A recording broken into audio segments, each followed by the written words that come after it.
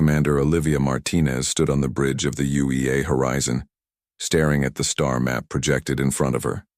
She tucked a strand of dark hair behind her ear and frowned. Something wasn't right. "Commander, we're picking up an unusual signal," said Communications Officer Maya Patel. Her fingers moved quickly across her console. "It's not matching any known alliance patterns."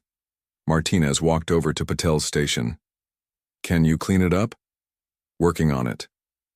After a moment, Patel looked up with wide eyes.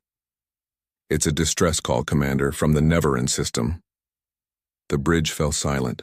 Everyone knew about the Neverans, an advanced alien species that rarely interacted with other civilizations. They were known for their incredible technology and their desire to be left alone. "Play it," Martinez ordered. A strange voice filled the bridge, speaking in the universal trade language.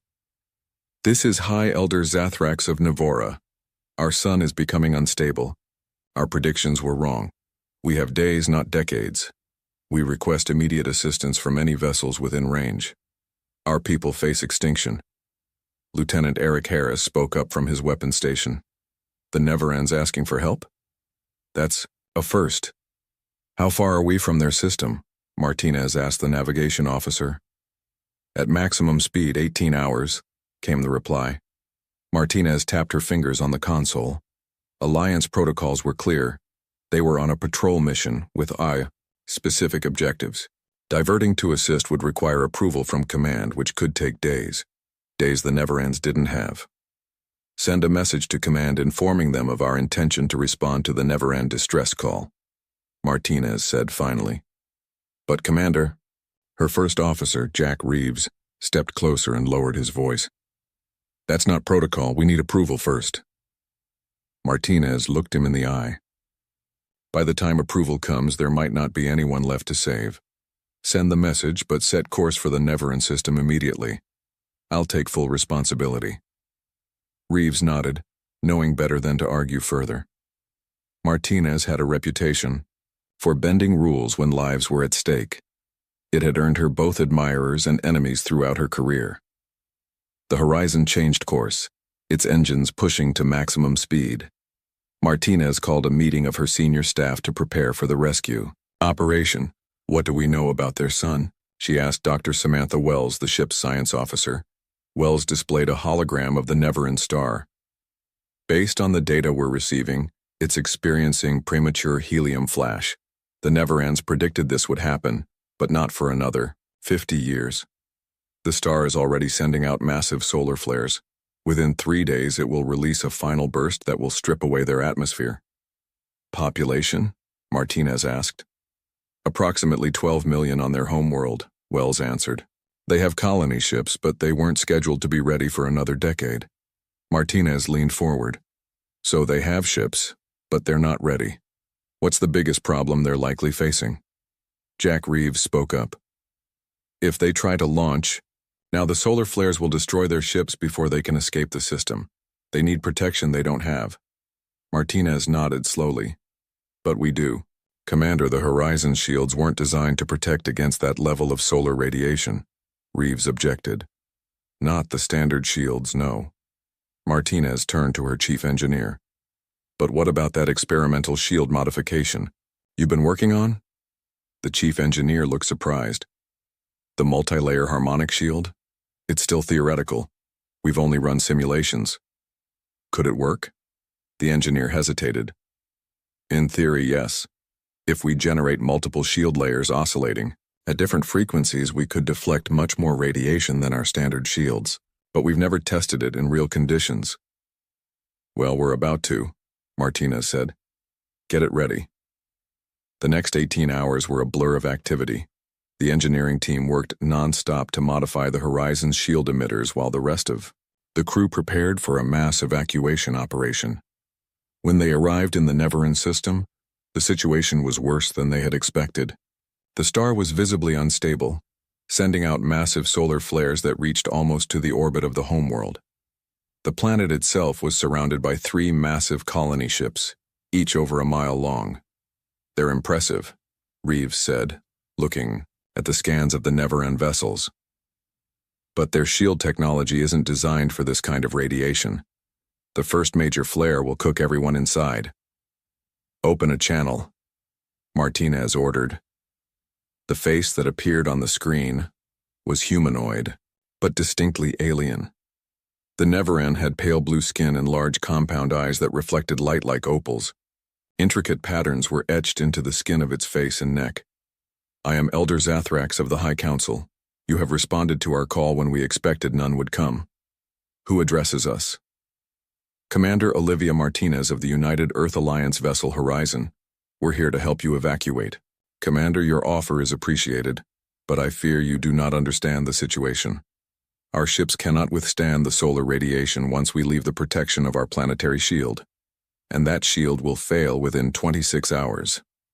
We have a solution, Martinez said, then turned to her chief engineer. Explain the plan. The engineer stepped forward.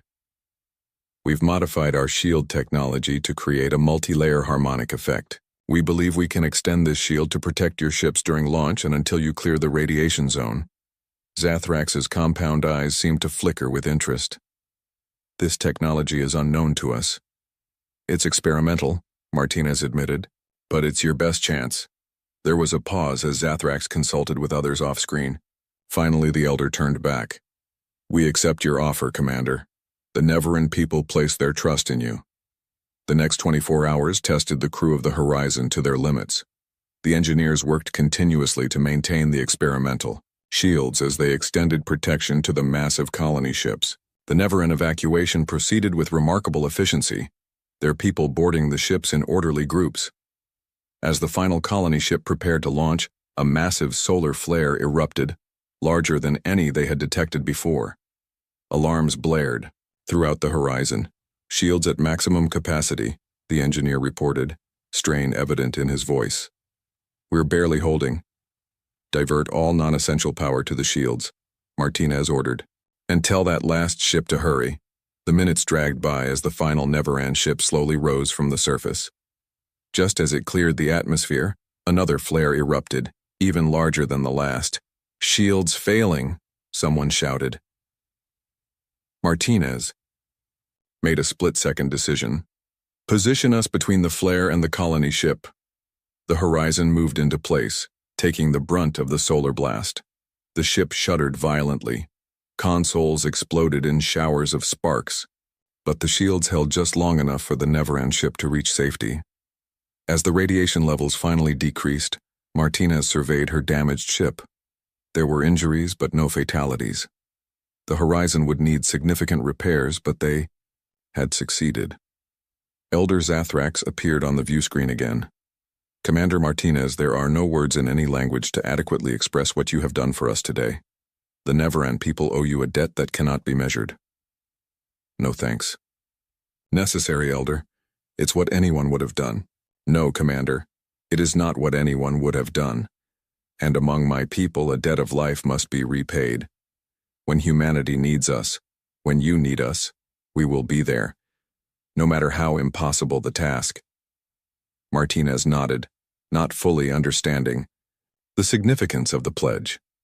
She would understand 5 years later, when the Void Eaters appeared on humanity's doorstep. 5 years passed since the Neveran rescue. Commander Olivia Martinez, now Captain Martinez, sat in her office aboard the UEA Defender. The ship was the pride of Earth's fleet, bigger, faster, and more advanced than the Horizon had been. Martinez looked at the picture on her desk. It showed her old crew from the Horizon after they had returned from saving the Neverans. Everyone was smiling despite their exhaustion. She had earned a promotion for that mission, but she had also earned a formal reprimand for disobeying orders. It had been worth it. The communication panel on her desk beeped. Captain, there's a priority message coming in from Earth Command, said Maya Patel, who had followed Martinez to her new ship. Put it through, Martinez said. Admiral Franklin Boyd's face appeared on the screen. His expression was grim. Captain Martinez, you need to return to Earth immediately. Something has happened. What's going on, Admiral? Not over comms. Just get here as fast as you can. The Defender made the journey to Earth in record time. When they arrived, Martinez was escorted directly to the Defense Council's chamber, deep beneath the surface of the North American continent. The room was filled with the highest-ranking military leaders and government officials. Admiral Boyd stood at the front next to a large screen. "Captain Martinez, thank you for coming so quickly," Boyd said. "2 days ago, we received this transmission. It was directed specifically to you." The screen lit up with a message. The text was simple. "The Void Eaters approach your sector. You have 8 of your months. Remember our debt, Commander Martinez." Martinez felt a chill run down her spine. "It's from the Neverans. From Elder Zathrax." "That's what we thought," Boyd said. "But what are Void Eaters?" Before Martinez could answer, a scientist stepped forward. "We think we've found them," she said.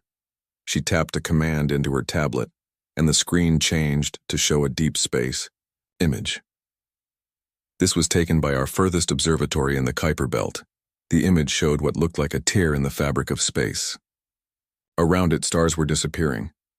"We've been tracking these entities for the past 36 hours, the scientist continued. "They're moving toward our solar system. Based on their speed, they'll reach us in approximately 8 months." "What exactly are they?" Martinez asked. "We don't know," the scientist admitted. "They appear to absorb all matter and energy in their path. They're not ships or any known astronomical phenomenon. They're something else entirely." "And what happens when they reach us?" Martinez asked, though she already knew the answer. "Admiral," Boyd's voice was flat, "based on what we've observed, they'll consume our entire solar system. Earth, the colonies, everything, in hours." Silence fell over the room. Finally, someone spoke up. "The message was directed to you, Captain. The Neverans owe you a debt. It's time to collect." Martinez nodded slowly. "I'll need my crew." "You'll have whatever you need," Boyd said. Within 24 hours, Martinez had assembled her team. Jack Reeves, now her executive officer, stood beside her as they briefed the crew in the Defender's main hall. "I won't lie to you," Martinez said. "This mission may be impossible. We're looking for a species that has been in hiding for 5 years, hoping they can help us stop something we barely understand." "Just another day at the office," Reeves said with a grim smile. Dr. Samantha Wells, who had been studying alien biology since the Neveran encounter, raised her hand. "Captain, do we even know where to look for them? They never told us where their new colony was located." "They sent coordinates with their message," Martinez replied. "It's a system about 20 light years from their original homeworld. It would take us 3 weeks to get there at maximum speed." Lieutenant Eric Harris, who had become the ship's weapons specialist, looked worried. "That doesn't leave much time for a solution." "Which is why we leave in 6 hours," Martinez said.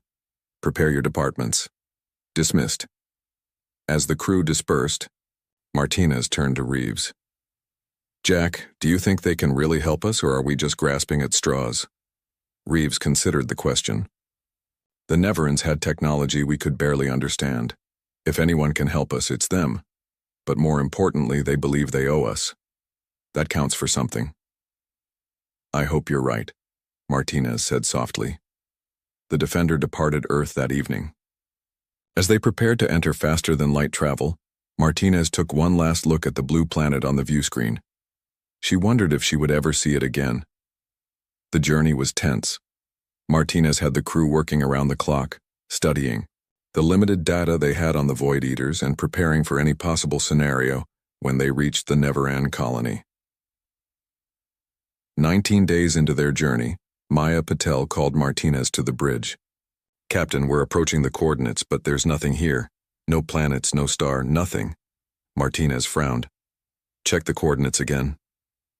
"I've checked 3 times. This is exactly where they told us to go." Martinez stared at the empty space on the screen. "Scan for anything unusual." Dr. Wells ran the scans from her science station. "There's a strange energy reading. It's like a fold in space." "A cloaking technology?" Reeves suggested. "Maybe," Wells replied. "But more advanced than anything I've ever seen." Martinez made a decision. Send a message on the frequency the Neverans use to contact Earth.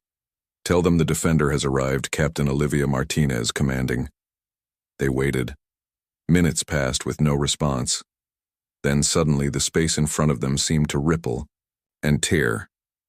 A massive structure appeared, a perfectly spherical object the size of a small moon. It's artificial, Wells said in amazement, and it's generating a gravity field. Before Martinez could respond, a voice came over the communication system. It was familiar, even after 5 years. Captain Martinez, I am pleased you remembered. Our debt. Please approach these coordinates and prepare to dock your vessel. We have much to discuss. The voice of Elder Zathrax was exactly as Martinez remembered. As the defender approached the massive sphere, they realized it was just one part of a much larger structure. Hidden behind a complex cloaking field was an entire artificial system, a collection of massive habitats orbiting an artificial star. It's incredible, Reeves whispered. They built all this in 5 years? With their technology, yes, Martinez replied. And now we need that technology to save Earth. The defender docked at a massive port on the surface of the sphere. Martinez selected a small team to accompany her: Reeves, Wells, Harris, and Patel. As they prepared to disembark, Martinez addressed them one final time. Remember, we're here to ask for help. Be respectful, but make it clear how urgent our situation is. The Neverans value their privacy, but they also value their debts. Let's hope that's enough. The airlock opened, revealing a brightly lit corridor. Standing there, waiting for them, was Elder Zathrax. The Neveran looked exactly the same as 5 years ago. Tall, with pale blue skin and large, reflective eyes. Captain Martinez, Zathrax said, bowing slightly. Welcome to Navora Prime. We have been expecting you. You know why we're here? Martinez asked. We know of the Void Eaters, Zathrax replied. We have been tracking them for decades. They are the reason we built our new home to be undetectable. Then you know what they can do. Can you help us stop them? Zathrax's compound eyes seemed to shimmer. We can help you, Captain, but first you and your crew must prove humanity worthy of salvation. Worthy? Reeves stepped forward. We saved your entire species. Yes, Zathrax agreed. And we are bound to repay that debt. But what we offer now is not just salvation for today, but partnership for tomorrow. Such things require certainty. Martinez met the alien's gaze steadily. What do we need to do? You must face the trials of truth. Each of you will be tested. If you succeed, we will give you what you need to redirect the Void Eaters. If you fail, Zathrax paused. Then perhaps humanity is not ready for what comes after. Martinez looked at her crew, saw the determination in their eyes, and nodded. We accept your trials. Elder Zathrax led Martinez and her crew through gleaming corridors that seemed to shift and change as they walked. The walls glowed with a soft blue light that came from no visible source. The trials of truth are different for each person, Zathrax explained. They are designed to test your true nature. Not what you claim to be, but what you are when faced with difficult choices. They arrived at a circular chamber with 5 doors. Each door was marked with a different symbol. Each of you will enter alone, Zathrax said. The trial will end when you have made your choice. Some trials are physical challenges. Others are puzzles of the mind. All will test your character. Martinez looked at her crew. We don't have a choice. Earth is counting on us. Jack Reeves nodded. We've faced worse odds. Have we? Lieutenant Harris muttered, but he straightened his shoulders. Remember your training, Martinez told them. Trust your instincts. Good luck, Captain, Dr. Wells said quietly. Maya Patel just gave a determined nod. Zathrax pointed to the doors.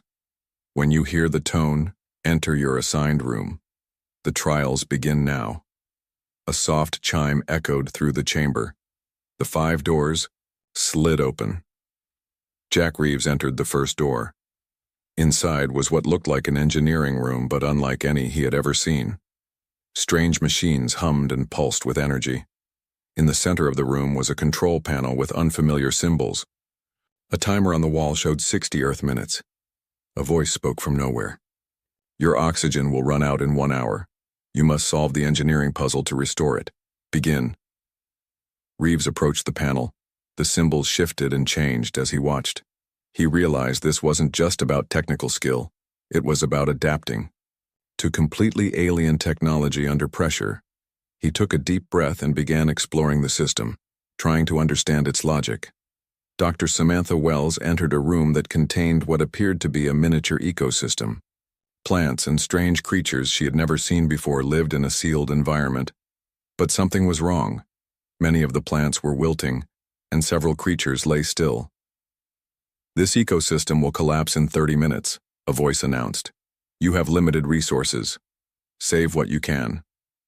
Wells noticed a small box containing vials of different colored liquids, some seeds and tools she didn't recognize. She would have to make difficult choices about which species to prioritize. An extinction event in miniature, she murmured, and got to work. Lieutenant Eric Harris found himself in what looked like a battle simulation room. Holographic projections showed a small fleet of Earth ships facing a much larger enemy force. You command this fleet, the voice told him. The enemy will attack in 5 minutes. Your mission is to protect the civilian transports behind you. Victory by any means necessary. Harris studied the tactical display. The odds were impossible. His ships were outnumbered 5-1. Conventional tactics would fail. He would need to think differently. Maya Patel's room was empty except for a floating crystal that pulsed with light. As she approached, she heard a voice in her mind, but backwards, the words in reverse order. The meanings were scrambled. Communicate must... Survival for... The fragmented thoughts were difficult to piece together. Patel realized the entity experienced time in reverse. It was seeing the end of their conversation while she was at the beginning. She would need to find a way to bridge that gap. Captain, Olivia Martinez entered a room that looked exactly like the Bridge of the Horizon from 5 years ago. The view screen showed a scene she remembered all too well. The Neveran sun sending out massive flares, the colony ships trying to escape. A figure that looked like Elder Zathrak stood before her. You have a choice, Captain. You can save the Neveran people as you did before. Or you can save your crew who will die if you choose us. This time you cannot save both. Martinez stared at the simulation. This isn't what happened. We saved everyone. This is the trial of truth, the Zathrak's figure said. The truth is often about what could have been, not what was. Make your choice. Martinez watched as her simulated crew rushed around the bridge, trying to maintain the failing shields.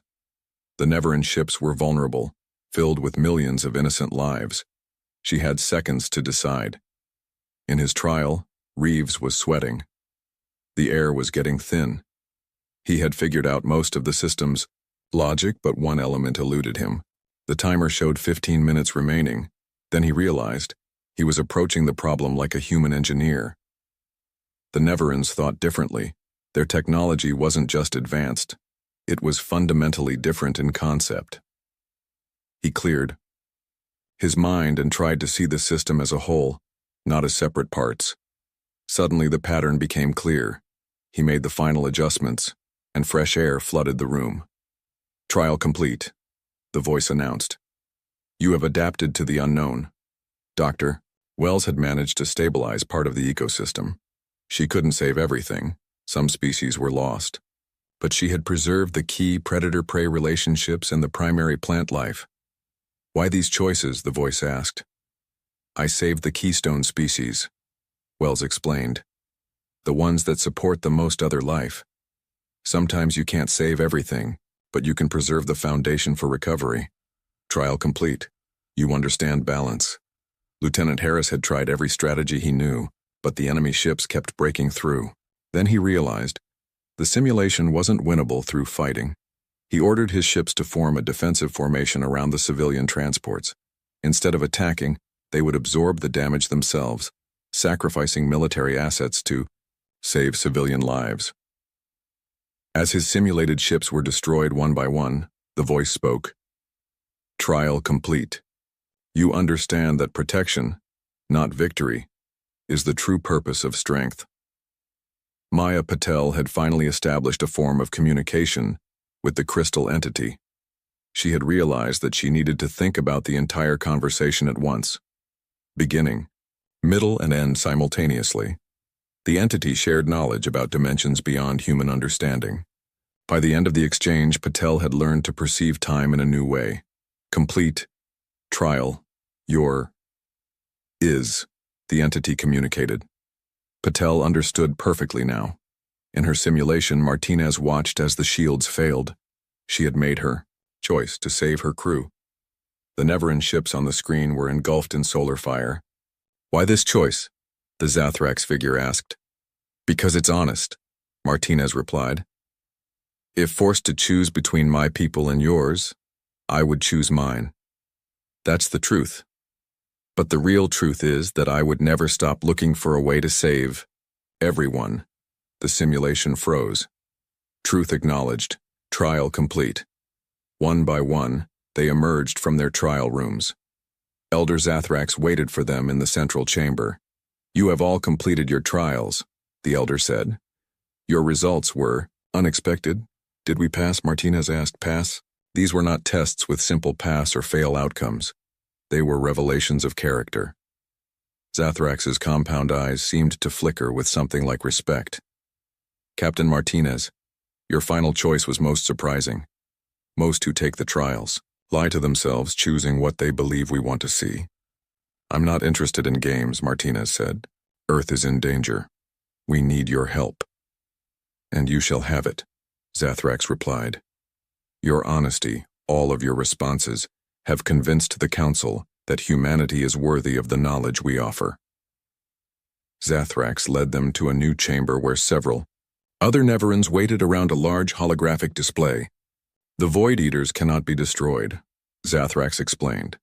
"They exist in multiple dimensions simultaneously, but they can be redirected." The hologram showed a massive, ring-like structure. "This is a multi-dimensional gate. It creates a passage to another universe, one already dead and empty. The Void Eaters will be drawn to it as they are drawn to all sources of energy." Martinez studied the design. "Can we build this?" "With our help, yes. We will provide the technology and guidance." Zathrax paused. "But there is a price, Captain. The gate requires an enormous amount of energy, and it must be precisely calibrated by someone physically present at the activation site." The implication was clear. Someone would need to stay behind. "I understand," Martinez said quietly. "We should prepare to return to Earth immediately. We have a lot of work to do." As they walked back to the Defender, Reeves moved beside Martinez. "You're planning to be the one who stays, aren't you?" Martinez didn't answer immediately. Finally, she said, "Let's focus on getting back to Earth with this technology. We'll deal with the rest when the time comes." But they both knew the truth. The trials had revealed it after all. The journey back to Earth was faster than the trip to find the Neverans. Elder Zathrax had provided them with improvements to their engine systems. The Defender now moved through space more quickly than any human ship before it. On the bridge, Captain Martinez studied the plans for the multidimensional gate. The design was unlike anything humans had built before. It would take all of Earth's resources and more to complete it in time. "Do you think Earth can build this?" Maya Patel asked, looking over Martinez's shoulder at the complex designs. "We have to," Martinez replied simply. "There's no other choice." Jack Reeves entered the bridge carrying a data tablet. "I've been going over the power requirements. They're enormous. We would need to use every power plant on Earth and all our orbital solar arrays, and it still might not be enough." Martinez nodded. "I know. We'll figure it out." The truth was, she didn't know if they could. The Neverans had given them the knowledge. But implementing it with Earth's technology would be incredibly difficult, and time was running out. When they reached Earth, Admiral Boyd and the Defense Council were waiting. Martinez presented the Neveran plans. "This is our only chance," she told them. "The Void Eaters cannot be destroyed, but they can be redirected through this gate to a dead universe where they can feed without threatening living worlds." A scientist on the council studied the plans with wide eyes. "This technology is decades beyond our capabilities. Building it in 7 months seems impossible." The Neverans will send advisors to help, Martinez said, but we need to start immediately. Every nation, every resource we have must be dedicated to this project. Admiral Boyd looked grim. Where do we build it? At the edge of the solar system, Martinez replied. Far enough from Earth that if something goes wrong, there's a chance the planet will survive. And who will operate it? Another council member asked. The plans indicate someone must be physically present to calibrate the gate when the Void Eaters arrive. The room fell silent. Everyone understood what that meant. A suicide mission. I will, Martinez said firmly. But that's a problem for later. Right now, we need to focus on building the gate. The next day, Martinez addressed the leaders of Earth's nations. Her speech was broadcast to every corner of the planet and to all the colonies in the solar system. 7 months from now, our solar system will face a threat unlike any we've encountered before, she told them. But we have a solution. With the help of the Neveran people, we can build a device that will save humanity. She explained the plan simply, making sure everyone understood both the threat and the hope. When she finished, there was a moment of silence. Then, one by one, the world leaders pledged their support. For the first time in human history, the entire planet worked together toward a single goal. Factories that once made cars now produced gate components. Scientists who had been competitors now collaborated. Ships from every nation carried materials to the construction site beyond the orbit of Pluto. 3 Neveran advisors arrived to oversee the project. They brought with them technology that helped speed the construction. Even with their help, it was a race against time. Dr. Wells worked with the Neveran scientists to understand the physics of the gate. Lieutenant Harris coordinated the security fleet that would protect the construction site. Patel used her new understanding of time perception to help translate the more difficult Neveran concepts. Reeves oversaw the engineering teams, and Martinez moved between them all, solving problems, making decisions, keeping everyone focused on the goal.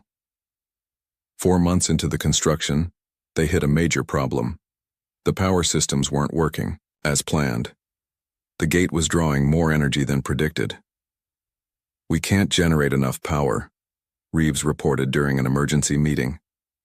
Even with everything we have, we're still 30% short. One of the Neveran advisors, a young scientist, named Kelzax, spoke up. There may be a solution. Our power crystals could provide the additional energy needed. Power crystals? Martinez asked. They are a technology we developed after our evacuation, Kelzax explained. They store massive amounts of energy. We use them to power Navora Prime. Would you be willing to share this technology with us? Martinez asked, surprised. The Neverans had been helpful, but they had kept many of their advanced technologies to themselves. Kelzax hesitated. I will need to consult with Elder Zathrax. This goes beyond our debt. Later that day, Martinez received a message from Zathrax. The Elder's face appeared on her private screen. Captain Martinez, I understand you face power issues with the gate. Construction? Yes, Elder. Without additional power sources, the gate won't function properly. Zathrax was silent for a moment. The trials you and your crew underwent were designed to test more than just your worthiness to receive our help. They were to determine if humanity could be trusted with greater knowledge. I don't understand, Martinez said. The power crystals Kelzax mentioned are not simply energy storage devices. They are also the foundation of our faster-than-light technology, our advanced weapon systems, and much more. To share them with you would be to give humanity access to technologies you might not be ready for. Martinez understood the concern. We only need them for the gate, Elder. Nothing more. Perhaps, but once the knowledge exists on Earth, it cannot be taken back. Zathrax paused. I will send 20 power crystals. They will provide the energy you need for the gate. But I ask that you personally ensure they are used only for this purpose. You have my word, Martinez promised. 2 weeks. Later, a small Neveran ship arrived with the power crystals. They were beautiful objects, glowing blue gems the size of a human fist. Each contained enough energy to power a city for a year. With the crystals installed, The gate construction proceeded more quickly. By the 6th month, the massive ring was taking shape. It was an enormous structure, a perfect circle 5 kilometers in diameter, made of materials that seemed to shift between solid matter and energy. Martinez stood on the observation deck of the command station near the gate. From here, someone would need to monitor and adjust the gate as the Void Eaters approached. The instruments were a mix of human and Neveran technology, complex but usable by a trained operator. By a single person who would not be able to leave once the process began. Reeves found her there, staring at the controls. "We need to talk about the activation sequence," he said. "I know how it works," Martinez replied. "I've studied the plans." "That's not what I mean, and you know it." Reeves stepped closer. "You don't have to be the one who stays, Olivia." Martinez turned to him. "Yes, I do. This was my mission from the beginning. We could set up an automated system, or draw lots among volunteers. The Neverans were clear. The gate needs constant adjustments that no automated system can handle, and I won't ask anyone to make a sacrifice. I'm not willing to make myself." Reeves looked like he wanted to argue further, but he knew her too well. When Martinez made up her mind, there was no changing it. "We still have a month," he said finally. "A lot can happen in a month." Martinez nodded, but they both knew the truth. As the gate neared completion, Earth prepared for the arrival of the Void Eaters, and Captain Olivia Martinez prepared to say goodbye. The day of the gate activation arrived with a sense of dread and hope. The Void Eaters were now visible from Earth's telescopes, massive distortions in space that seemed to swallow light itself. They moved faster than predicted, giving humanity only hours instead of days to prepare. Captain Olivia Martinez stood on the bridge of the Defender, watching the final preparations. Around the massive gate, a fleet of ships from every nation on Earth stood guard, though everyone knew they would be useless if the gate failed. Behind them, at the far edge of the solar system, millions of civilians had been evacuated on every available ship. "Final systems check complete," Jack Reeves reported. "The gate is ready for activation." Martinez nodded. "Begin evacuation of all personnel from the command station. I'll take the last shuttle over." Her crew looked at each other. They knew what this meant. "Captain," Maya Patel said, stepping forward. "We've been talking. We want to stay with you." Martinez shook her head. "That's not an option. One person needs to stay to calibrate the gate. There's no reason for anyone else to remain." "With respect, Captain," Dr. Wells said. "We've run additional simulations. The calibration will be more precise with 2 people. And security protocols suggest at least 1 tactical officer should remain," Lieutenant Harris added. Martinez looked at her crew, her friends, and saw the determination in their eyes. "You all know this is a one-way mission. Once the gate is activated, there's no way off the command station." Reeves smiled grimly. "We've known that for months, Captain. We've made our peace with it." Before Martinez could respond, a communication alert sounded. "Captain, we're detecting a ship approaching at high speed," Patel reported. It's Neveran." The view screen activated, showing Elder Zathrax. "Captain Martinez, we have been monitoring your preparations. The Void Eaters approach more rapidly than anticipated." "We're aware, Elder," Martinez replied. "The gate is ready. I was just preparing to transfer to the command station." "There has been a development," Zathrax said. "Our council has made a decision. We are sending a team of our scientists to assist with the final calibration." Martinez frowned. "That's not necessary, Elder. We can handle—" "This is not about necessity, Captain," Zathrax interrupted. "This is about partnership. 5 years ago you risked everything to save our people. Today we do the same for yours." Before Martinez could argue further, Admiral Boyd's face appeared on a second screen. "Captain Martinez, we're detecting the Void Eaters entering the outer solar system. They'll reach the gate in less than 3 hours. It's time." Martinez took a deep breath. "Understood, Admiral. Elder Zathrax, if your scientists are coming, they need to arrive quickly." She turned to her crew. "Mr. Reeves, Dr. Wells, You're with me. Lieutenant Harris, Officer Patel, the Defender is yours. Get the ship to a safe distance. Captain. Harris began to protest. That's an order, Lieutenant, Martinez said firmly. If the gate fails, Earth will need every ship and every capable officer it has left. Reluctantly, Harris and Patel nodded. Martinez, Reeves, and Wells took the shuttle to the command station, a large facility built next to the gate. As they docked, they saw a small Never-End ship already there. Elder Zathrax greeted them personally, along with 3 Never-End scientists. We have little time, the Elder said. My scientist will assist with the power distribution. The gate requires perfect balance to create a stable passage. They moved quickly to the control room. The massive view screen showed the approaching Void Eaters, now close enough to see their true nature. They weren't objects or creatures in any conventional sense. They were like tears in the fabric of reality itself, places where the laws of physics seemed to break down. They're beautiful in a terrifying way, Dr. Wells whispered.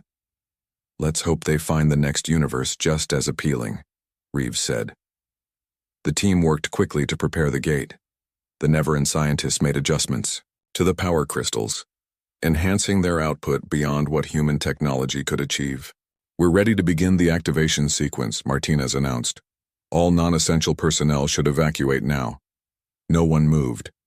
Zathrax stepped forward. Captain, there has been a change to the plan. My scientists have modified the gate control systems. The final calibration can now be done remotely from a safe distance. Martinez stared at the Elder. That's not possible. The plans clearly stated. The plans we gave you reflected our technology adapted to your capabilities, Zathrax explained. But we have brought our own technology now. The modifications are complete. Why? Martinez asked. Why now? Because some debts cannot be repaid with technology alone, Zathrax replied. Some require understanding.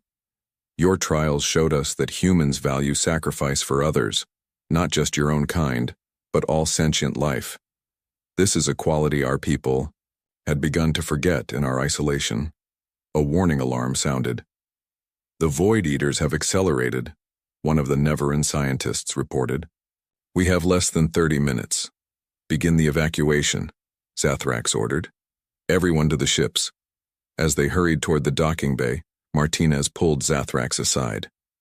You never intended to let me stay behind, did you? No, Captain. Just as you never intended to let my people die 5 years ago, even when all logic said you should. They reached the ships quickly. The Never-Ends boarded their vessel while Martinez, Reeves, and Wells returned to the shuttle. As they pulled away from the command station, Martinez looked back at the massive gate, now humming with energy as its activation sequence began.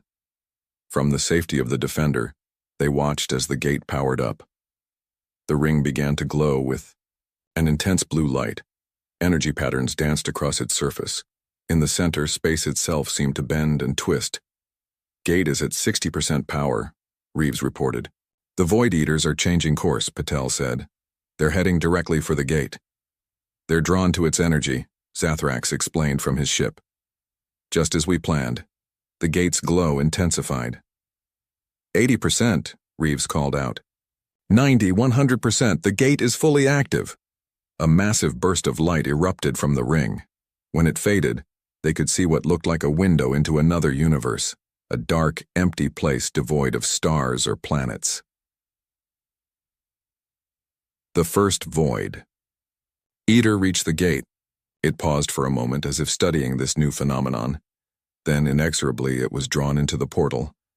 One by one, the others followed. It's working, Dr. Wells breathed. For nearly an hour, they watched as the Void Eaters flowed into the gate. Finally, the last one disappeared into the portal. Gate power decreasing, Reeves reported. Portal closing. With a final flash of light, the gate shut down. Where the portal had been, only empty space remained. A cheer erupted across all communication channels. From Earth to the evacuation fleet, humanity celebrated its salvation. Martinez turned to the view screen where Elder Zathrax watched. Thank you, she said simply. The debt is repaid. Zathrax replied. But perhaps this is not an ending, but a beginning. What do you mean? Martinez asked. The universe is vast and filled with wonders and dangers beyond what either of our species has encountered. Perhaps we were meant to face them together. Martinez smiled. A partnership? Yes, Captain. When humanity faced extinction, you did not fight alone. When we faced the same, we did not fight alone. Perhaps that is the lesson both our peoples needed to learn. As the ships turned toward Earth, Martinez looked out at the stars. The gate would remain, a monument to what two species could accomplish together, and a doorway to whatever might come next. When humanity owes you a favor, she said softly, the impossible becomes possible. But she knew the truth was more complex. It wasn't just about debts or favors. It was about understanding that in a vast, dangerous universe, no species should stand alone. And that was a lesson worth nearly dying for. The galaxy made one mistake. They killed a human envoy. Part 1. Susan Miller looked out the viewport of the starship Freedom's Call. The stars stretched out before her, beautiful and infinite. After years of preparation, humanity was finally ready to meet the wider galaxy. As Earth's chosen diplomat, Susan felt the weight of 7 billion lives on her shoulders. Beautiful, isn't it? Alan Wright joined her at the viewport. The former military officer now served as her head of security. His weathered face showed little emotion, but Susan had learned to read the subtle changes in his eyes. Terrifying and wonderful at the same time, Susan replied. Do you think they'll like us, Alan? Alan shrugged. Does it matter? We're here, now. No going back. Captain Peter Hayes's voice came over the ship's communication system. Ambassador Miller, we're approaching the coordinates. The conclave station is coming into view. Susan and Alan moved to the main observation deck where the rest of the diplomatic team had gathered. Cynthia Jones, their xenolinguist, was running final checks on her translation devices. Her hands trembled slightly from excitement or nerves. Probably both. There it is, Captain Hayes said. The conclave station appeared ahead of them. It wasn't a space station as humans had imagined. It was a massive ring, at least 50 miles across, rotating slowly in the emptiness of space. Smaller ships moved around it like bees around a hive. My God, Cynthia whispered. It's magnificent. Susan took a deep breath. Remember, everyone, we are representing all of humanity. First impressions matter. The Freedom's Call received docking instructions and approached the massive station. Susan studied the information they had been sent ahead of time. The galactic conclave consisted of 7 major species who had formed an alliance thousands of years ago. Earth would be the newest and least advanced member, if they were accepted. As they docked, Susan's team made final preparations. They wore their formal diplomatic uniforms designed to be respectful, while displaying Earth's united flag on their shoulders. Translation systems online and functioning, Cynthia confirmed. Whatever they say, we should understand most of it. Security. Scans complete, Alan added. They've allowed us to keep our defensive sidearms as requested. That's a good sign. When the airlock opened, Susan was the first to step through. The reception area was vast and designed to accommodate beings of different sizes. Standing before them were representatives of the 7 conclave species. The tallest was clearly the HFY ambassador. Nearly 8 feet tall with pale blue skin and 4 arms, Lord Zithar wore elaborate robes that seemed to shimmer with their own light. His face had no nose, just breathing slits, and his eyes were large and completely black. Welcome, humans, Lord Zithar said, his words translated through Cynthia's devices. The conclave acknowledges your arrival. Susan noticed it wasn't quite a welcome, just an acknowledgement. She stepped forward and bowed slightly. On behalf of Earth and all humans, we thank you for this opportunity. We come seeking friendship and knowledge. The next hours were filled with formal introductions to each species representative. Besides the HFY, there were the Mithrani, who resembled large felines, the Xel, short, stocky beings with rough skin, and 4 other species, each more alien than the last. Susan focused on diplomatic niceties, but she couldn't help noticing the tension in the room. The representatives were polite but distant. Only the Mithrani ambassador showed genuine warmth, her fur rippling in what Susan guessed was a gesture of welcome. After the introductions, the human delegation was shown to their quarters. The rooms were comfortable but strange, with furniture designed for beings with different body shapes. "What do you think?" Susan asked her team when they were alone. "They're not telling us something," Alan said immediately. "Did you notice how they kept exchanging looks when they thought we weren't watching?" Cynthia nodded. "The Veshrai especially. My translation software picked up some sub-vocalizations they were making. I couldn't translate all of it, but I caught the word threat several times." Susan frowned. "We need to proceed carefully. The Conclave has been watching Earth for centuries according to their initial message. They must have concerns about us." Later that evening, the humans were invited to a formal dinner. The food was specially prepared to be safe for human consumption. Susan noticed that Lord Zithar watched them closely as they ate. "Your species has achieved much in a short time," the Veshrai Lord commented. "Faster than light travel in less than a century after your first spaceflight. Most impressive." "Thank you," Susan replied. "Humans can be quite resourceful when inspired." "Indeed. And what inspires humans most, Ambassador Miller? Curiosity? Greed? Fear?" Susan chose her words carefully. "All of those at times. But mostly hope, I think. Hope for a better future." Lord Zithar's expression was unreadable. "An interesting answer." As the dinner continued, Susan felt increasingly uneasy. The Veshrai delegation seemed to be steering the conversation toward human conflicts, Earth's military capabilities, and resource consumption. When they returned to their quarters, Susan decided to send an update to Earth. She recorded a message, describing her concerns. "Something isn't right," she told the recorder. "The Conclave is divided about our presence here. I've identified the Veshrai as potentially hostile. They seem particularly interested in our military capacity." As she prepared to encrypt and send the message, Alan burst into her room. "Ambassador, we have a problem. The environmental controls in our quarters are behaving strangely, and Cynthia's scanners have detected an unknown substance being pumped into the air system." Susan immediately activated the emergency protocols they had prepared. She quickly added to her message, "Possible attack in progress. The Veshrai." She attached all the data they had gathered before sending the encrypted transmission toward Earth. Alan was sealing the room when the first symptoms began. Susan's vision blurred and her lungs burned with each breath.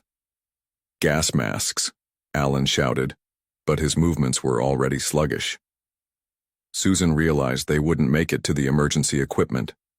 As darkness crept into the edges of her vision, she saw the door slide open. Lord Zithar stood there, watching with those black, emotionless eyes. "You could have been useful," the Veshrai Lord said softly, "but ultimately too dangerous to allow in the galaxy." Susan's last thought as consciousness faded was of Earth, millions of miles away, and the message she hoped had reached home. People would need to know what happened here. They would need to be warned. She couldn't know that her death would not be the end, but rather the beginning of the galaxy's greatest mistake. The galaxy made one mistake. They killed a human envoy. Part 2. 6 weeks passed with no word from the Freedom's call. At Earth Command Headquarters, people began to worry. The ship should have reported back by now. Kevin Garcia sat at his communications station, monitoring deep space signals. He had been working double shifts for days, hoping to catch any message from the diplomatic team. His eyes burned from lack of sleep, but he refused to leave his post. "You need rest, Garcia," his supervisor said, placing a hand on his shoulder. "Just one more hour," Kevin replied. "They're out there somewhere." As if answering his faith, his equipment suddenly picked up a faint signal. Kevin sat up straight, adjusting controls to strengthen the reception. "I've got something," he shouted. "It's encrypted with Ambassador Miller's personal code." Within minutes, the command center was filled with senior officers. The message was incomplete and damaged, but what they could recover sent a wave of shock through the room. The video showed Susan Miller's pale face as she urgently spoke. "Something isn't right. The Conclave is divided. Veshrai is potentially hostile. Possible attack in progress. The last few seconds showed a blue-skinned alien with 4 arms watching as Susan collapsed. The recording ended there. Admiral Frank Patterson's face hardened as he watched. "Play it again," he ordered. After the second viewing, he turned to his officers. "We've just witnessed the murder of Earth's diplomatic team." Word spread quickly. President Olivia Warren called an emergency meeting of the United Nations Security Council. Leaders from around the world gathered to view the disturbing footage. "This was not a misunderstanding," President Warren said, her voice steady despite her anger. "This was a deliberate act. Ambassador Miller and her team were murdered while on a peaceful mission." The room erupted in outrage. Calls for immediate retaliation came from multiple nations. President Warren raised her hand for silence. "We will respond, but we will do so intelligently. We extended our hand in peace and they responded with treachery and murder. Humanity will not stand for this." Admiral Patterson presented their limited options. Earth had only 12 interstellar vessels, all less advanced than what they had seen of the Conclave's technology. "We are outmatched in terms of technology," he admitted, "but we can be smarter in how we fight. They think they know humans. They've been watching us, studying us, but they've never fought us." Dr. Diane Russell, head of Earth's Xenobiology Division, stepped forward. "From the footage, we've identified the species as the Veshrai. We need to learn everything we can about them. Their biology, technology, culture. Knowledge will be our advantage." President Warren nodded. "We need time. While we prepare a military response, we should also attempt to contact the other species in the Conclave." Ambassador Miller mentioned that the Conclave was divided about our presence. Some may be potential allies. In the days that followed, Earth mobilized like never before. Old rivalries between nations were set aside as humanity united against an external threat. The military began training for space combat. Scientists worked to improve Earth's defensive capabilities. Admiral Patterson gathered his officers aboard the flagship Unity. "We can't match them ship for ship," he told them, pointing to images of the Conclave station. "But we can be unpredictable. Hit and run. Take what we can. Learn from each encounter." His strategy was bold. Rather than a direct assault on Veshrai territories, human ships would target isolated outposts and research stations.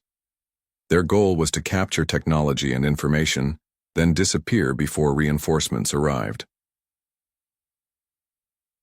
3. Veshrai think we're primitive, Admiral Patterson said. "Let's use that assumption against them." Meanwhile, Dr. Russell's team made a breakthrough. Studying the fragments of data from Susan's transmission, they identified potential weaknesses in Veshrai biology. Their respiratory system is sensitive to certain compounds, she explained to the military leaders. "We could develop non-lethal weapons that would incapacitate them without killing." President Warren approved the plan. "We want justice, not genocide," she said. "Show the galaxy that even in war, humans maintain our principles." As the military prepared, Earth also launched a diplomatic initiative. Broadcasts were sent to all known conclave frequencies, directed at the non-Veshrai species. "To the members of the Galactic Conclave," President Warren's message began, "the Veshrai have murdered our diplomatic team in violation of all principles of peaceful contact. We do not believe this reflects the will of all Conclave members. Earth still desires peace and cooperation with those who share these values." The message concluded with a warning. "To the Veshrai leadership, we know what you have done. Justice is coming." 3 months after Susan Miller's death, Earth launched its first strike. 3 human ships appeared near a remote Veshrai research station. Using the element of surprise, they overwhelmed the minimal defenses and boarded the station. The mission was a success. The human forces captured valuable technology and data before destroying the station's propulsion systems and disappearing into hyperspace. No humans were lost in the operation. Similar raids followed. Each time, humans learned more about Veshrai technology and adapted it for their own use. Dr. Russell's team made rapid progress reverse engineering alien devices. The Veshrai, caught off guard by the human tactics, responded with increasing frustration. They had expected humans to be easy targets, not clever opponents who refused to fight according to conventional rules. Lord Sithar, now promoted to High Commander of the HFY forces, addressed the conclave. These humans are more dangerous than we anticipated. We must unite against them before they become a greater threat. But the other species were hesitant. The Mithrani, in particular, expressed concern about the HFY actions. You murdered their diplomats without conclave approval, the Mithrani representative said. This conflict is of your making, not ours. The HFY, isolated and facing unexpected resistance, decided on a bold move. They would launch a direct assault on Earth's solar system. With their superior technology, they expected to quickly overwhelm humanity's defenses and force a surrender. As their fleet prepared to depart for Earth, Lord Sithar felt confident. This primitive species has been fortunate so far, he told his officers. But luck always runs out. Soon they will understand their place in the galaxy. He could not have been more wrong. The HFY were about to discover exactly why killing human diplomats had been their greatest mistake. The galaxy made one mistake. They killed a human envoy. Part 3. The HFY attack fleet entered the edge of Earth's solar system with confidence. 50 warships, each larger and more powerful than anything humans had built, moved steadily toward the third planet. Lord Sithar watched from the command deck of his flagship, the Dominant Will. Scans show minimal defenses around their outer planets, his second-in-command reported. Their ships are gathering near their homeworld. Lord Sithar smiled. As expected, they huddled together for protection. It will make destroying them easier. What the HFY failed to understand was that Earth had been preparing. For 3 months, humans had been studying captured HFY technology. Dr. Russell and her team had worked day and night to understand alien systems. Each raid on HFY outposts had provided more knowledge. Admiral Patterson stood on the bridge of the Unity, watching as the enemy fleet approached. Unlike traditional military uniforms, he wore a simple gray jumpsuit with minimal markings. The human fleet had adapted quickly to space warfare. They think we're waiting for them, he said to his officers. Let's show them how wrong they are. The 12 Earth ships were indeed gathered near the planet, but they weren't alone. Hidden throughout the solar system were hundreds of small, unmanned drones. Some were disguised as space debris, others hidden in the rings of Saturn or among the asteroids. As the HFY fleet passed Mars, Admiral Patterson gave the order. Operation Hornet's Nest begins now. The drones activated simultaneously. Each was equipped with a single powerful weapon based on stolen HFY technology. They swarmed toward the alien fleet from all directions. Lord Sithar was shocked when hundreds of small objects suddenly appeared on his sensors. What is this? He demanded. Before his crew could respond, the first drones struck. They targeted the engines and weapon systems of the HFY ships, causing confusion and damage before the aliens could organize a defense. Impossible, Lord Sithar shouted as reports of damage came in from multiple ships. These humans cannot have such technology. But the drones were only the first surprise. As the HFY fleet struggled to deal with the swarm attack, the human ships made their move. Instead of engaging directly, they executed a series of quick, coordinated strikes. They would appear near a damaged HFY ship, fire precisely at vulnerable points, then disappear into hyperspace before the aliens could respond. Captain Linda Summers commanded the ship Defiance. Her vessel was smaller than the others but equipped with experimental technology. Dr. Russell had developed a way to overload their FTL drive in a controlled manner, creating a spatial disruption. All systems ready for Phoenix Protocol, she reported to Admiral Patterson, requesting permission to proceed. Permission granted, Captain, the Admiral replied. Good hunting. The Defiance approached the HFY flagship, evading defensive fire. Captain Summers addressed her crew. We have one chance. If we succeed, we change the course of this war. If we fail, we die trying. Her crew worked with calm determination. The Defiance danced through space, avoiding the worst of the enemy. Fire. When they were close enough to the Dominant Will, Captain Summers gave the final order. Initiate Phoenix Protocol. The ship's FTL drive began to overload, creating a growing distortion in space around them. The crew evacuated to escape pods. Captain Summers was the last to leave, staying to ensure the process couldn't be stopped. As her escape pod launched, the Defiance's drive reached critical levels. The resulting spatial disruption wasn't an explosion in the traditional sense. Instead, it created a temporary rift that disabled all energy systems within its range. The HFY flagship and nearby vessels suddenly lost power. Their shields, weapons, and engines went dead. The massive ships drifted helplessly in space. Lord Zithar could not believe what was happening. "Restart all systems," he ordered, but his crew could only report failure after failure. The human fleet seized the opportunity.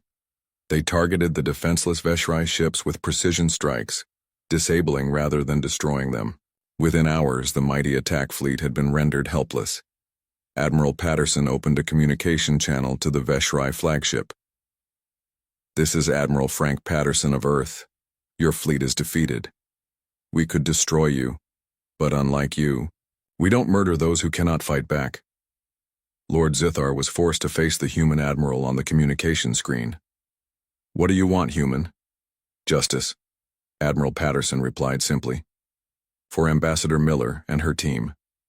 Return to your territory and deliver this message to your leaders.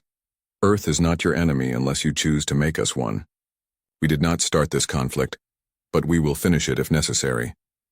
The defeated HFY fleet was allowed to limp home, carrying news of their unexpected defeat. It was a humiliation Lord Zithar would never forget. The victory at Sol became known throughout the galaxy. The other species of the Conclave were shocked that the primitive humans had defeated the mighty HFY. The Mithrani were the first to reach out to Earth. Their ambassador arrived on a small, unarmed vessel as a show of peaceful intentions. "We wish to open direct communication with your people," the feline-like alien said to President Warren. "What the HFY did was wrong. Not all of us share their views." The Kazel followed shortly after. As a practical, trade-oriented species, they recognized the value of having humans as allies rather than enemies. Greg Foster, who had been Susan Miller's deputy, was appointed as Earth's new ambassador. Where Susan had represented humanity's hopes for peaceful cooperation, Greg embodied their resilience and determination. "We still seek friendship with peaceful species," he told the Mithrani and Xel representatives. "But we also demand respect. The galaxy must understand that humans are not to be underestimated." News of the human victory and growing alliances infuriated the HFY leadership. They had expected the other species to unite against the human threat. Instead, they found themselves increasingly isolated. In their anger, the HFY authorized attacks on human civilian targets. They believed that humans would surrender if faced with sufficient terror and pain. This proved to be their final mistake. When news reached Earth of an attack on a small research colony, killing hundreds of civilians, humanity's response was not fear, but cold rage. President Warren addressed the planet. "The HFY have shown us who they truly are. They cannot defeat our military, so they target innocent people. They have learned nothing from their defeats." Admiral Patterson proposed a bold plan named Operation Nemesis. It would target key HFY military installations across multiple sectors simultaneously. "The time for limited responses is over," he told Earth's Leadership Council. "We must show them the full consequences of their actions." As preparations for Operation Nemesis began, humans across the solar system united in purpose. The HFY had made their worst mistake yet. They had given humanity a reason to show the galaxy just how dangerous they could be when pushed too far. The galaxy made one mistake. They killed a human envoy, Part 4 operation. Nemesis began at what Earth called 0 hour. 20 ships, 8 of them newly built, launched simultaneous attacks on HFY military bases across 3 sectors of space. Unlike previous raids, these were not quick hit-and-run missions. They were direct, powerful strikes meant to cripple the HFY war machine. Admiral Patterson coordinated the attack from his command ship. "All units report," he ordered. One by one, the captains checked in. Each had a specific target assigned, based on intelligence gathered over months of smaller raids. Remember, Admiral Patterson told them, our goal is to end this war, not extend it. Target their military capabilities, not civilian areas. The human fleet had grown stronger with each encounter. Earth scientists had studied captured HFY technology and improved upon it. Human ships now carried shields and weapons that matched or exceeded those of their enemies. But the greatest human advantage was not technological, it was their tactical thinking. The HFY had been at peace for so long that their military strategies had become predictable. Human officers, coming from a species with a long history of conflict, consistently outmaneuvered their opponents. Dr. Russell's team had provided another edge. They had developed a virus that could infect HFY computer systems. It didn't destroy their technology. It simply displayed a message in the HFY language. Justice for Susan Miller. The first reports of success came quickly. Target Alpha neutralized, reported Captain Eric Bennett. Minimal casualties on both sides. Similar messages followed from other captains. The HFY were caught completely unprepared for such a coordinated attack. Greg Foster watched the operation unfold from Earth. As the new ambassador, he knew that military success would strengthen his position in the upcoming diplomatic talks. The HFY made a fundamental error, he told President Warren. They judged us by their standards. They've been a dominant species for so long that they forgot what it means to fight for survival. President Warren nodded. And now they'll learn that humans don't just fight. We finish what others start. Within 24 hours, Operation Nemesis had achieved all its objectives. 17 major HFY military installations had been disabled or destroyed. Their space fleet was reduced to less than half its former strength. More importantly, the other species of the conclave were watching. The Mithrani, already sympathetic to humans, openly praised the precision of the attack and the restraint shown toward civilian targets. These humans fight with honor, the Mithrani ambassador told the Conclave Council. They could have destroyed HFY cities in revenge for their colony, but they chose not to. The Xel, always practical, began shifting their trade policies to favor Earth. Other species started reaching out to human representatives, seeking to establish their own diplomatic channels. The HFY leadership was in chaos. Lord Zethar, once the architect of the anti-human policy, now faced challenges to his authority. Younger HFY questioned the wisdom of continuing a war they were clearly losing. Admiral Patterson saw an opportunity. We have them on the defensive, he told Earth's Leadership Council. Now is the time to offer terms, President Warren agreed. What do you suggest? Something bold, the Admiral replied. Let's take the fight directly to their homeworld. Not to attack it, but to show them we could if we wanted to. The plan was daring. A small fleet of human ships would jump directly to the HFY home system. There, Admiral Patterson would offer peace terms that the HFY could not ignore. Greg Foster helped craft the message. We need to give them a way to save face, he explained.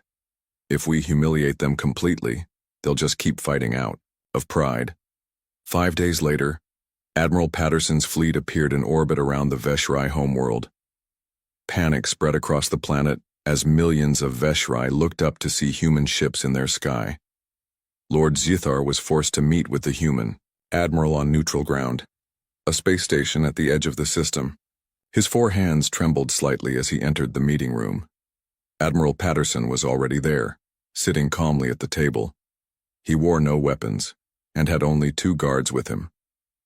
You could have bombarded our cities, Lord Zethar said as he sat down. Why didn't you? Because we're not like you, Admiral Patterson replied simply. We don't murder innocents to make a point. The Admiral pushed a tablet across the table. On it were Earth's terms. The architects of the attack on the human delegation would be surrendered for trial. The HFY would withdraw from 3 disputed sectors near Earth space. Reparations would be paid for the destroyed human colony. Lord Zethar read the terms carefully. And if we agree to this? Then the war ends today, Admiral Patterson said. We return to our space. You return to yours. Perhaps in time, we can build something better than just peace. The Veshrai leader stared at the human. You really would stop? After all we've done? Admiral Patterson's expression hardened. Make no mistake. If you reject these terms, if you continue to target our people, what you've seen so far will seem gentle in comparison. We've held back, Lord Zithar. Don't make us show you what humans are truly capable of when pushed past our limits. The message was clear. The Veshrai had a choice. Accept reasonable terms now, or face complete defeat later. Lord Zithar requested time to consult with his government. Admiral Patterson gave him 24 hours. Back on Earth, people waited anxiously for news. The war had united humanity in ways that nothing else had. Old enemies worked together, pooling resources and knowledge to defend their planet. Greg Foster prepared for either outcome. If they accept, I'll lead the diplomatic team to finalize the details, he told President Warren. If they refuse, well, Admiral Patterson has been very clear about what happens then. President Warren looked out at the rebuilt skyline of Washington, D.C. What do you think they'll do? Greg considered the question. The Veshrai are proud, but they're not stupid. They've seen enough of humanity to know we don't make empty threats. 23 hours later, Lord Zithar returned to the space station. His face showed no emotion as he placed a data crystal on the table. The terms are accepted, he said simply. The war is over. Admiral Patterson nodded. Then let's make sure it stays that way. The news spread quickly throughout human space. After months of conflict, the Veshrai War, as it had come to be known, was ending. Not with the destruction of either side, but with a hard-won peace. Greg Foster prepared to depart for the conclave station where the final treaty would be signed. Before leaving, he visited the memorial to Susan Miller and her team. We did it, Susan, he said quietly to the image of his former mentor. They made a mistake when they killed you, and now the whole galaxy knows it. The galaxy made one mistake. They killed a human envoy. Part 5-1. Year after the end of the war, the conclave station looked very different. A new section had been built specifically for humans, with gravity and air similar to Earth. In the Eye's main council chamber, a human representative now sat among the 7 major species. Greg Foster had proven to be an excellent ambassador. Where Susan Miller had been killed before she could truly begin her work, Greg had successfully established humanity's place in galactic politics. Today was a special day. The conclave was holding a trial for those responsible for the murder of the first human delegation. Lord Zithar and 6 other Veshrai leaders stood before a tribunal, made up of representatives from all conclave species, including humans. Dr. Diane Russell sat next to Greg in the human section. Her work during the war had earned her a place on Earth's diplomatic team. She watched as the evidence was presented, including Susan Miller's final transmission. The evidence is clear, said the Mithrani judge, her fur rippling with emotion. The attack on the human delegation was unauthorized by the conclave and violated our most sacred principles of diplomatic immunity. Lord Zithar stood tall despite his fallen status. We recognize the threat humanity posed, he declared. History will vindicate our actions. The Gazelle judge leaned forward. You claim to have acted for the good of the galaxy, yet you did not consult the conclave. You made this decision alone. Because the rest of you were blind to the danger, Lord Zithar replied. Look at them now. In just 1 year, they have advanced their technology by centuries. They defeated our fleet. They threatened our homeworld. Only after you attacked them first, the human judge pointed out. You created the very threat you feared. The tribunal deliberated for 3 days. When they returned, their decision was unanimous. The Veshrai leadership was sentenced to permanent exile on an uninhabited planet at the edge of known space. Their species was placed under probationary status within the conclave, with limited voting rights for 50 years.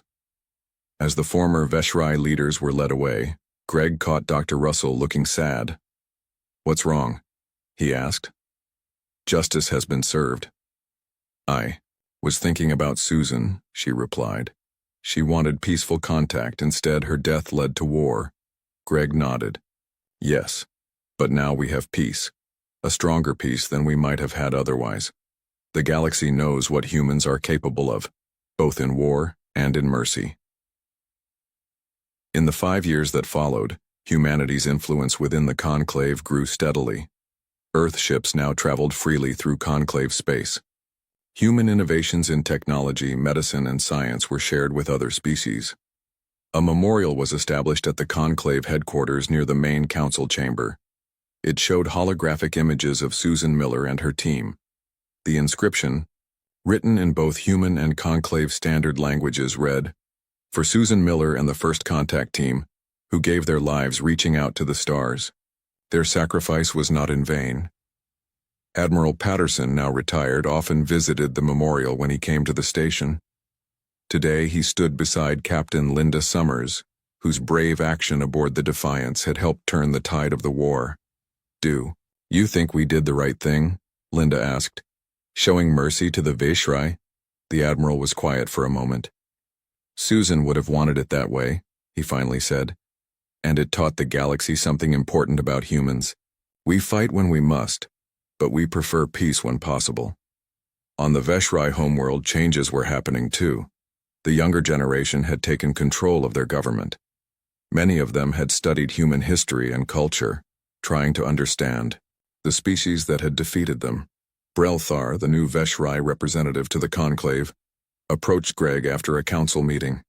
Unlike the older HFY, Brelthar wore simple clothing without the traditional decorations of rank. "Ambassador Foster," the young HFY said, "my people wish to propose a joint scientific mission with humans. We believe our technologies could complement each other." Greg was surprised. "That's an unexpected offer given our history." Brelthar's breathing slits fluttered, and what humans had learned was a sign of emotion. "The old leaders were wrong about your kind. They saw only the danger, not the potential. We wish to correct that mistake." Greg agreed to discuss the proposal with Earth's government. As he prepared his report, he reflected on how much had changed. The death of Susan Miller and her team had nearly led to a galactic war. Instead, it had opened the door to something new. A galaxy where humans were respected, not feared or dismissed. President Olivia Warren, now in her second term, received Greg's report with interest. "From tragedy to opportunity," she said. "Susan would be proud of what we've accomplished." Dr. Russell's team had continued their work studying alien biology and technology. They had developed new medicines and treatments based on galactic knowledge, saving millions of lives on Earth and other worlds. "The HFY still don't fully understand us," she told the president. "None of them do. They're still surprised when we do things differently than they expect. That's our advantage," and President Warren replied. "We're unpredictable because we're diverse. No single human can represent all of humanity, and that confuses species that are more uniform in their thinking." As the decade after First Contact came to a close, humanity had established itself as a unique force in galactic politics. Human ships explored regions the Conclave had never visited. Human diplomats mediated conflicts between older species. Human innovations changed technologies that had remained static for centuries. Admiral Patterson, speaking to a graduating class of space officers, summed it up best. "The galaxy made one mistake. They judged us by their standards, not understanding that our greatest strength lies in being human. They killed our envoy, not realizing that in doing so, they awakened not just our wrath, but our determination to build a better galaxy." The memorial to Susan Miller and her team became a traditional first stop for new species joining the Conclave. It served as both a warning and a promise. Humans extended friendship to all who sought it, but they would never again allow themselves to be underestimated. In the end, the death of a single human envoy had changed the course of galactic history. Not through the war it started, but through the peace that followed. A peace built on understanding that humans were different from any species the galaxy had encountered before. A peace that would last because it was founded on respect, not fear. The galaxy had made a mistake, and in correcting that mistake, it had found a better path forward, with humanity leading the way.